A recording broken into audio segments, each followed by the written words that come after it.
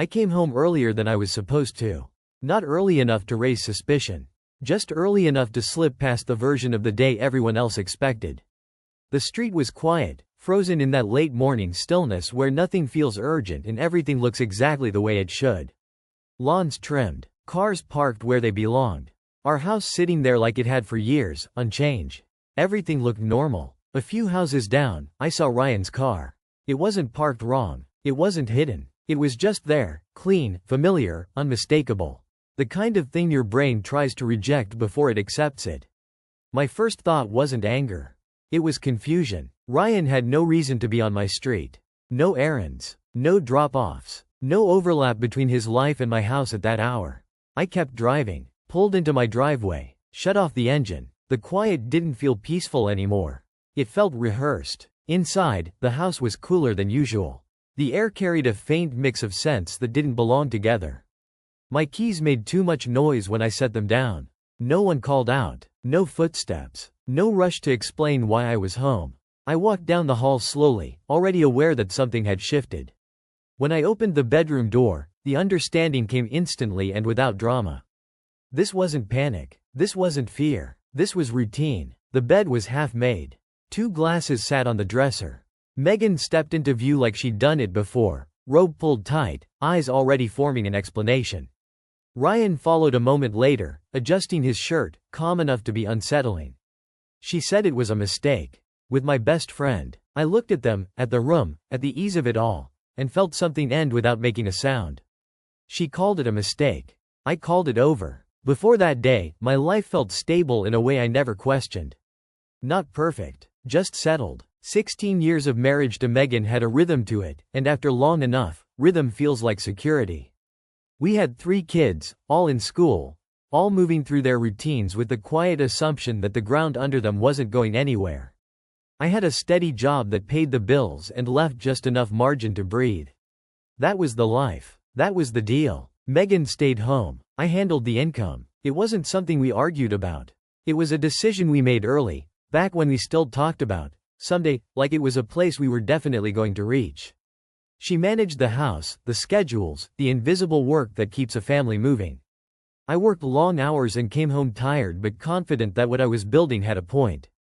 Ryan had been part of that picture for almost as long as Megan had.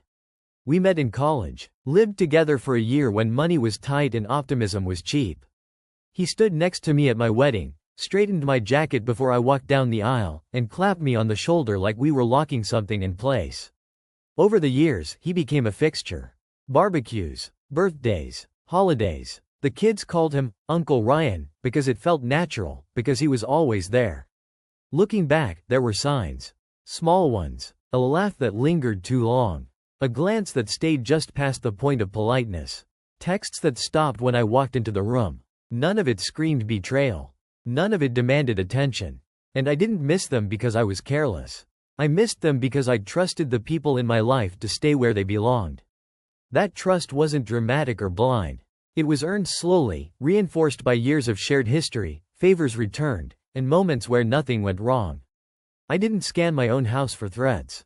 I didn't audit friendships that had never given me a reason to doubt them. I believed the life I was living was solid because, for a long time, it had been. That belief is what made everything else possible. After that day, I didn't explode. There was no shouting, no accusations thrown back and forth until words lost their meaning. I didn't demand timelines or details. I didn't ask questions I already knew the answers to. What surprised people later was how little I reacted. What surprised me was how quickly something inside me went quiet. I went back to work the next morning. I made coffee the same way. I packed lunches for the kids without changing the routine. From the outside, nothing had shifted. But internally, I stopped participating in the story I'd been telling myself for years. I stopped assuming. I stopped filling in gaps with excuses that made things easier to live with. Instead, I started paying attention. Not in an emotional way. In a practical one. I noticed how often Megan's phone was face down. How messages came late at night and were gone by morning. I noticed the timing of errands that didn't line up with how long they should have taken. I noticed Ryan's name appearing in places it didn't need to be, attached to explanations that felt rehearsed. None of it caused a reaction.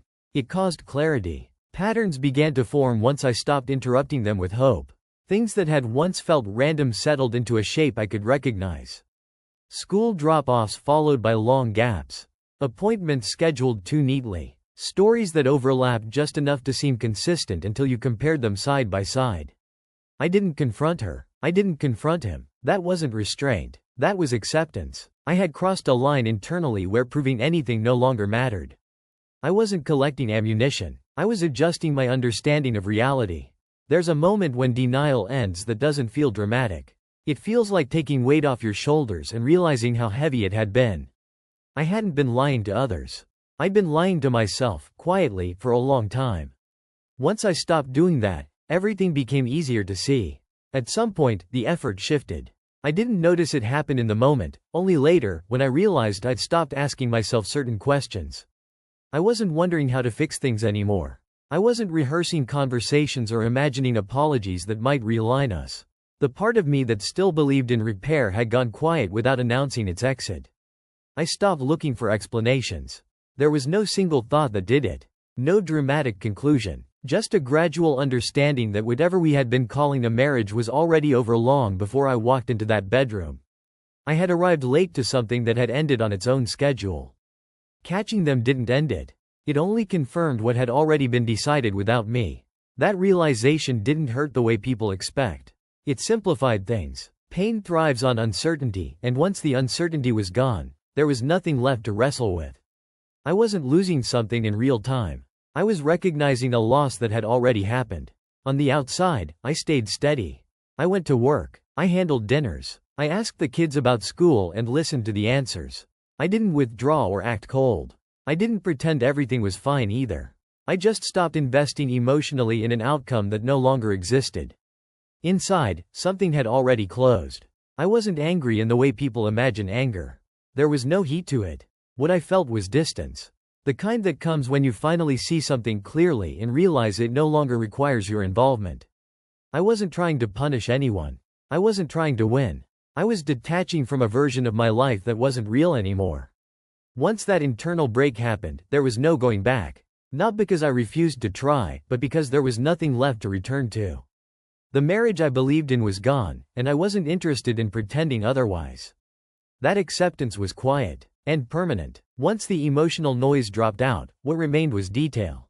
Not suspicion, detail. I started treating my own life the way I treated work problems. Slowly, methodically, without assumptions. I didn't jump to conclusions. I didn't frame things as evidence of betrayal. I just documented what existed. Messages were the first thing I noticed. Not the content at first, just the volume and timing. Long threads deleted but not fully erased. Notifications muted but not disabled. Conversations that spanned months, stretching back farther than I expected, farther than I wanted to acknowledge. The tone wasn't reckless or impulsive. It was familiar, comfortable, the kind of communication that only forms when something has had time to settle in. Then there was time. Meetups disguised as errands. Gaps in the middle of the day when the house was supposedly empty. School hours that lined up too cleanly with his flexible schedule. Nothing dramatic. Nothing that would raise alarms on its own. But stacked together, it formed a calendar that told a very different story than the one I'd been hearing. Money came last. Small withdrawals at first. Amounts that didn't hurt enough to notice individually. Cash back here. An unexplained transfer there. Lunches that cost more than lunch should. Over time, those numbers added up to thousands, spread thin enough to hide in plain sight. It wasn't reckless spending. It was planned. Controlled. That was the part that mattered. I didn't rush. I didn't confront. I didn't accuse. I watched the patterns repeat themselves because repetition removes doubt. Anyone can explain one inconsistency. They can't explain a system. So I waited. I let routines continue. I let stories stay unchallenged. I didn't interrupt the process because I didn't need to. The truth was already doing its job. All I had to do was give it time to surface fully. Observation isn't passive. It's disciplined. And once I committed to it, there was no confusion left, only confirmation. Eventually, it stopped being just between us. That shift didn't come from emotion. It came from logistics. Once money, schedules, and records are involved, feelings stop being relevant. I contacted a lawyer quietly, not to start a war, but to understand the terrain. I didn't tell Megan. I didn't hint at anything changing. I just gathered information the same way I had been gathering everything else, carefully, without disruption. Documents followed. Bank statements, phone records, calendar logs, things that exist whether people want them to or not. When laid out side by side, the story told itself without commentary. Timelines overlapped. Transactions lined up with absences. The affair wasn't hidden so much as it was assumed to be invisible. Ryan entered that world unintentionally. His business trips appeared in places they shouldn't have. Expense reports listed meals during hours he claimed to be out of town. Addresses matched locations too close to my own to be coincidence. I didn't pursue it aggressively. I didn't have to. Once professionals are involved, questions surface on their own. What they thought was private began brushing up against systems that don't care about discretion. Employers, accountants, legal filings. None of those spaces accept vague explanations or emotional appeals. They require consistency, and consistency was something neither of them had managed to maintain. I stayed out of the way. That was the part people didn't understand later. They assumed I was pulling strings or pushing outcomes. I wasn't. I had already stepped back. I watched processes unfold because processes are impartial. They don't take sides. They just follow what's in front of them. By the time Megan realized this was no longer contained within our marriage, it was already too late to reshape the narrative. The story had moved beyond what either of us could control. And I let it. There were conversations after that, the kind you can't avoid no matter how quiet you stay. They didn't happen all at once. They came in pieces, spaced out, forced into existence by paperwork, logistics, and the simple fact that silence eventually demands acknowledgement. Megan spoke first. She cried the way people cry when they realize tears are the only tool they have left. She said it meant nothing. She said it didn't start the way it looked. She said she was lonely, confused, overwhelmed. Each explanation was delivered carefully, as if the right phrasing might rewind time or soften facts that were already fixed in place. I listened. I didn't interrupt. I didn't argue with her version of events. There was no point. She wasn't talking to convince me of the truth. She was talking to convince herself that the story still had room to move. Ryan reached out later, not in person. An email. Long, structured, apologetic without being specific. He said he never wanted it to happen. Said lines were blurred. Said he respected me and hoped, someday, I could understand. I read it once. I didn't respond. That silence wasn't punishment. It was honesty. I had nothing to add, nothing to negotiate, nothing to clarify. The role I used to play, the one that smoothed things over, that absorbed damage to keep systems running, was no longer mine. When we did speak again, face to face, I kept my words minimal. Not cold, not cruel, just final. I didn't revisit details. I didn't ask for remorse to be demonstrated properly. I didn't offer forgiveness because forgiveness implies continuation, and there was nothing left to continue. They expected anger, bargaining, collapse. What they got instead was distance. And distance, it turns out, is harder to argue with than rage. After that, I barely interfered. Not because I didn't care, but because there was nothing left for me to manage. Once systems are in motion, interference only creates noise. I stayed focused on what mattered, my work, my kids, and keeping my footing steady while everything else shifted on its own. And it did. Ryan's job began asking questions he couldn't answer cleanly. Travel dates didn't align. Expenses didn't reconcile. Stories that had worked socially fell apart under review. I wasn't involved in any of it. I didn't need to be. Reality doesn't require a witness to apply pressure. It just does. Megan struggled differently. The certainty she'd moved with before was gone. Court dates replaced casual afternoons. Custody evaluations turned private behavior into documented fact. Friends who once assumed began asking careful questions. Some drifted away without explanation. Others stayed silent, which said enough. I didn't celebrate any of it. People assume restraint means satisfaction comes later, that watching consequences unfold brings some sense of victory. It didn't. What it brought was distance. Each development pushed the situation further away from me, like debris carried downstream. I was no longer standing in the current. The kids adjusted faster than I expected. Structure helps with that. Consistency. Clear boundaries. I gave them what I always had, presence, routine, and honesty without burden. They didn't need details. They needed stability. By the time final decisions were made, nothing felt dramatic. Jobs change. Living arrangements shifted. Names stopped appearing together. The world corrected itself in small, unremarkable ways. I didn't need revenge. I didn't need closure delivered with emphasis. I let events resolve themselves because they were never mine to control. And in that distance, I found something unexpected. Peace. I didn't celebrate when it was done. There was no moment of relief that looked the way people imagine relief should look. No deep breath followed by a smile. What I felt instead was a steady quiet, like the background hum of something that had finally shut off. The noise had been there so long I hadn't realized how much energy it took to live with it.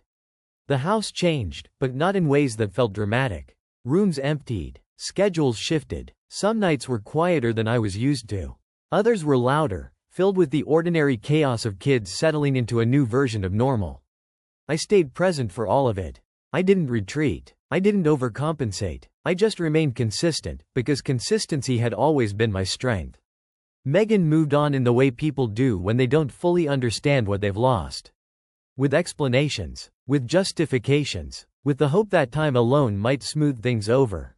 Ryan disappeared from our lives entirely, not by force, but by inevitability. There was no space left for him where trust used to be. I kept what mattered. I kept my kids. I kept my job. I kept my routines intact enough that my days still made sense when I woke up. Stability isn't glamorous, but it's powerful.